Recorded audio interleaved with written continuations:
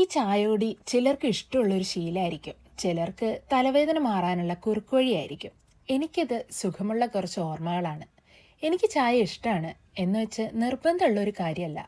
ഒറ്റയ്ക്കുള്ള ദിവസങ്ങളിൽ മടി പിടിച്ച് ചിലപ്പോൾ ഉണ്ടാക്കി കുടിക്കാറുമില്ല. പക്ഷെ ചില ദിവസങ്ങളിൽ, ചില സമയങ്ങളിൽ അതിനോടൊരു കൊതി തോന്നും. ചായയുടെ രുചിയോടല്ല, ഞാൻ നേരത്തെ പറഞ്ഞ ആ ഓർമ്മകളോട്.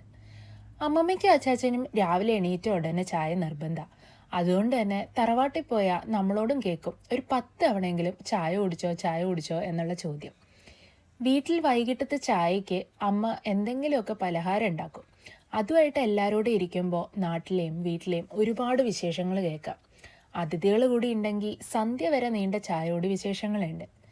വിവാഹശേഷം അരവിയുടെ വീട്ടിൽ ചെന്നപ്പോൾ ആവട്ടെ, അവിടെയും അച്ഛനും അമ്മയായി കഥകൾ പറഞ്ഞ് ഉമ്മറത്തിരിക്കുന്നതും ഒരു ചായക്കപ്പിൻ്റെ കൂട്ടോടെയാണ്. ഞങ്ങൾ മാത്രമായിട്ടുള്ള ഈ പ്രവാസ ജീവിതത്തിൽ മിസ് ചെയ്യുന്ന ഒരുപാട് കാര്യങ്ങളുണ്ട്, പ്രത്യേകിച്ച് പ്രിയപ്പെട്ടവരുടെ പ്രസൻസ്.